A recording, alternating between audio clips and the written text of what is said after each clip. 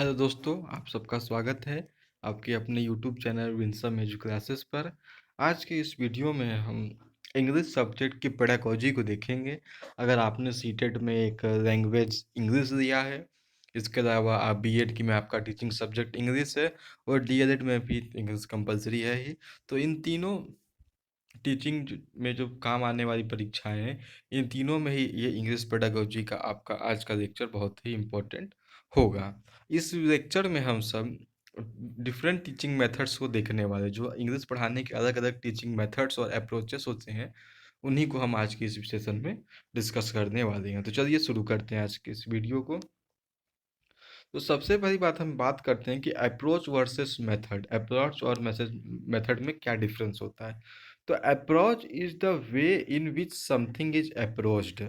Approach जो है एक रास्ता होता है जिससे कोई चीज आप तक पहुंचती है, ठीक। और method is the way which something is done. एक होता है पहुंचना, एक होता है पूर्ण होना।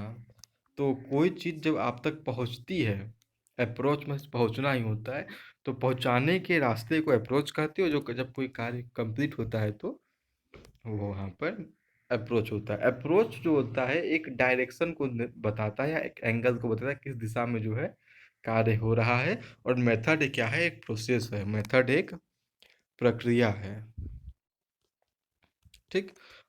Refers to the theoretical framework in general. जो भी थियोरेटिकल कार्य होते हैं, जो हमारे पास किताबों में जो फिलोसफर द्वारा लिखी गई चीज़ें होती हैं, उसी को अप्रोच में पढ़ा जाता है। जबकि guidelines refers to step by step guidelines. जो भी कार्य हमें करने के लिए गाइडलाइंस दी जाती है, वो मेथड में आता है।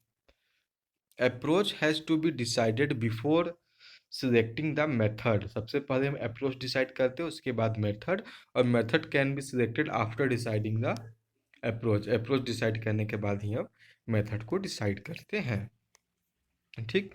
अब मेथड, जैसे कि आप घर पे कुछ बनाना चाहते हो, जैसे कोई सब्जी बनाना चाहते हो, तो सबसे पहले आप ये डिसाइड करते हैं कि मुझे किस चीज़ की सब्जी बनानी है, ठीक। हम अगर इसको ऐसे समझें तो हम कि कोई हमें सब्जी बनानी है अगर घर पर, तो अप्रोच क्या होता है, डिसाइड करना कि किस चीज़ की सब्जी बनानी है और कैसे बनानी है। कैसे बनाने का मतलब जो भी चीज़ की सब्जी बनानी है तो कैसे उसको काटा जाएगा पहले, फिर बनाया जाएगा। तो वो सारी तरीका किस में आ जाता है, वो सब आ जाते हैं मेथड्स में, ठीक। ये मुझे उसको तेल में फ्राई करना है कि उबालना है, वो सारी चीज़ें मेथड्स में आ जाती है। और उसी चीज़ के थ्योरेटिकल वर्क को ही क्या कहा जाता है, अप्रोच कहा जाता है। अप्रोच की डेफिनेशन है कि an approach is a theory about language learning, or even a philosophy of how people learn in general। कि मीन सामान्य अवस्था में लोग कैसे सीखते हैं, क्या सीखते हैं, लैंग्वेज, भाषा को सामान्य अवस्था में कैसे सीखते हैं, इसी चीज़ की थ्योरी या फिलोसफी, इसी चीज़ का जो किताबी ज्ञान एक तरह से कह सकते हैं, उसी को हम सब कहते हैं अप्रोच कहते हैं, ठीक। एक अप्रोच जो होता है, एजम्पशंस होते हैं, मीन्स अनुमान होते हैं। और बिलीफ्स मीन्स होता है हमारा एक स्वभाव या किसी चीज़ को मानना, जिसे हम जिन चीज़ों को मानते हैं उस पर विश्वास करना। तो अप्रोच जो होता है अनुमान और एजम्पशन में, अनुमान और हमारे विश्वास का ही एक एक तरह से कह सकते हैं, एक नोट्स हो सकते हैं या बुक्स हो सकते हैं, जिसमें हमें बताया जाता है कि लैंग्वेज का नेचर, भाषा की प्रकृति क्या है और उसे हम कैसे सीख सकते हैं। अप्रोच क्या बताता है, एक एजम्पशन बताता है, एक अनुमान बताता है, तथा एक विश्वास, एक प्रसिद्ध मत को बताता है। किस बारे में, दो चीज़ों के बारे में। एक बताता है नेचर ऑफ लैंग्वेज, फर्स्ट भाषा की प्रकृति, और second how language is learn, कि भाषा को कैसे समझा जाता है। इन दोनों चीज़ों का डिस्कशन किस में किया जाता है, अप्रोच में किया जाता है। वहीं जब हम बात करें मेथड के बारे में, तो मेथड एक प्लान होता है। मेथड क्या होता है, एक प्लान होता है। Method is the systematic plan in the orderly procedure based on approach. Approach पर ही, अप्रोच एक, अगर इसका नींव कह दें हम अप्रोच, तो उस पर खड़ा होने वाला जो मकान है, जो घर है, वही मेथड होता है, ठीक। मेथड एक सिस्टमेटिक प्लान होता है जो कि प्रोसीड करता है किस पर, अप्रोच पर करता है। Method is a specification of strategies for language learning, किसी भी भाषा को सिखाने के लिए जितने भी तरीके होते हैं वो किसके अंतर्गत आते हैं, वो मेथड के अंतर्गत आते हैं। और with in one approach there could be several methods, मतलब एक अप्रोच के अंदर, एक अप्रोच के अंदर जो है ढेर सारे मेथड्स हो सकते हैं। ठीक, अप्रोच एक, मेथड है ढेर सारे। सब्जी एक है आपका आलू, उसके बनाने के तरीके ढेर सारे, उबाल कर, फ्राई करके, और भी ढेर सारे तरीके हो गए। तो ये आपका अप्रोच और मेथड का बेसिक सा डिफरेंस हो गया। उसके बाद एक चीज़ आती है टेक्निक। टेक्निक क्या होता है? एक टेक्निक वो मेथड होता है, टेक्निक बेसिकली एक मेथड ही होता है, मेथड के अंतर्गत टेक्निक आता है। तो a technique is that which happens with in the classroom and in consistent with the method. Method के अंतर्गत क्लासरूम में जो कुछ भी होता है उसे ही क्या कहते हैं, टेक्निक कहते हैं। जैसे मैं बताता हूँ आपको कि हम, मुझे पता है कि मैं बायलैंग्वेज मेथड को यूज़ करके 50 बच्चों के क्लास को, 50 स्टूडेंट की क्लास को मैं इंग्लिश जो है टीच कर सकता हूँ।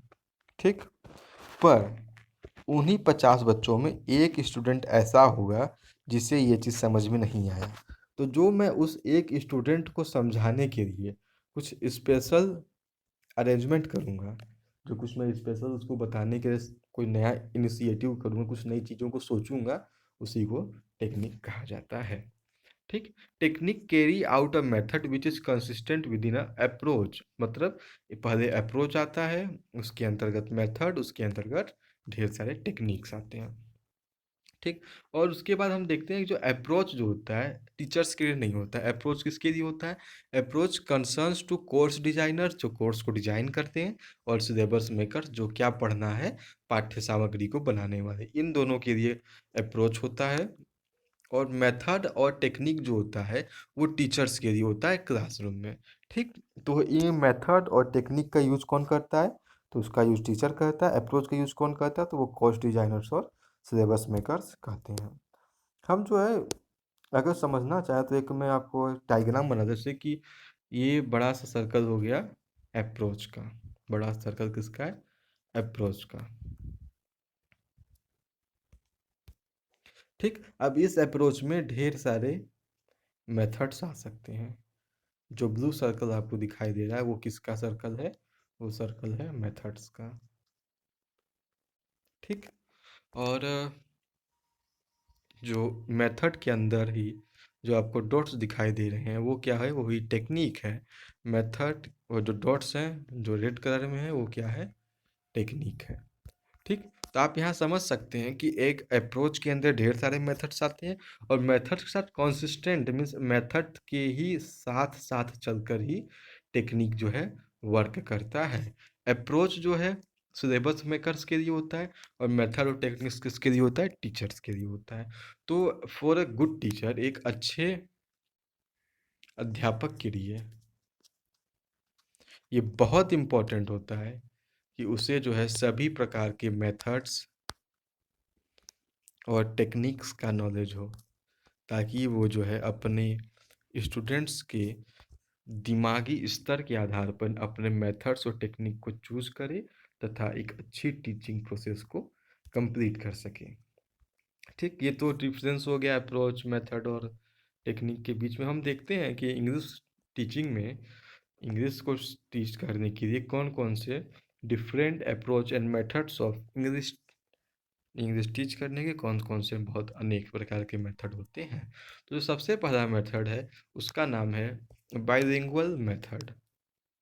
बाइलिंगुअल मेथड, और ये दिया किसने? प्रोफेसर सीजे डॉटसन द्वारा बाइलिंगुअल मेथड दिया गया। तो फर्स्ट क्वेश्चन तो आपका यहीं से बन गया कि बाइलिंगुअल मेथड किसके द्वारा दिया गया है? तो ये प्रोफेसर सीजे डॉटसन द्वारा दिया गया है। जो मेथड है ये मिडवे है, मतलब ये बीच का रास्ता है, ट्रांसलेशन कम ग्रामर और डायरेक्ट मेथड के बीच का रास्ता ही क्या कहलाता है? आपका बाइलिंगुअल मेथड। एक होता है मेथड ट्रांसलेशन कम ग्रामर, और एक होता है डायरेक्ट मेथड। तो इन दोनों के मेरिट्स मीन्स फायदों को लेकर और डीमेरिट्स को छोड़कर जो नया मेथड बनाया गया इसके बीच का मेथड, उसे ही कहा जाता है हमारा बाइलिंगुअल मेथड। ठीक, आगे देखते हैं कि जो बाइलिंगुअल मेथड का जो बेसिक फिलोसफी है, जो बेसिक इसके पीछे की सोच थी सीटे डॉटसन की, वो क्या थी कि एक कॉन्सेप्ट बेस्ड था कि जब भी when the child learns the mother tongue, जब भी कोई बच्चा मातृभाषा सीखता है, he connects the meaning of the words with his own experience. वह जो है उस शब्द की मीनिंग को अपने खुद के अनुभवों के आधार पर कनेक्ट करता है। जैसे कोई बच्चा पानी को छोटे में मम बोलता था, वाटर तो सीधे बोलता नहीं, तो पानी कुछ और बोलता था, मम बोलता था, या हो सकता है और कुछ भी बोलता हो। तो मम वो खुद के एक्सपीरियंस से उसको सीखा और अपने ही एक्सपीरियंस से फिर वो पानी तक पहुंचता है। ठीक उसी प्रकार बाइलिंगुअल मेथड क्या बताता है कि बच्चे को जब वो मम से पानी तक आया अपने खुद के एक्सपीरियंस से, तो उसे अब हमें पानी से वाटर तक ले जाना है। तो यही बाइलिंगुअल मेथड का प्रोसेस होता है कि जब उसे खुद से एक्सपीरियंस करना है कि वाटर और पानी एक ही चीज़ होता है। ठीक, बच्चे जिस इन्वायरमेंट में रहते हैं उनका भाषा विकास भी ठीक वैसा ही होता है। तो कैरेक्टरिस्टिक्स क्या है बाइलिंगुअल मेथड्स के? सबसे पहला कैरेक्टरिस्टिक्स है कि in this in these situations are created just by giving the mother tongue equivalents of English words। इसमें ऐसा सिचुएशन क्रिएट किया जाता है, ऐसे समझिए कि बाइलिंगुअल मेथड में हमें एक सिचुएशन क्रिएट करना है और वो सिचुएशन ऐसा होना चाहिए उसमें मदर टंग का भी यूज हो। मदर टंग जो है, एमटी मदर टंग को लिखता हूँ, वो बराबर होना चाहिए किसके?